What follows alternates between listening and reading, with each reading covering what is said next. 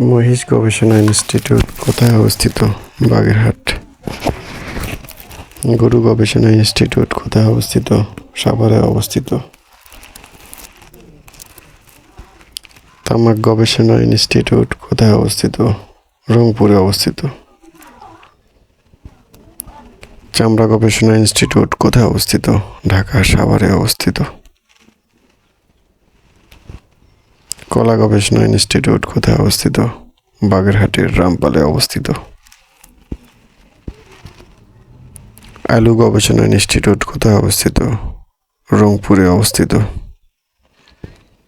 তুলা গবেষণা ইনস্টিটিউট কোথায় অবস্থিত? যশোরে অবস্থিত।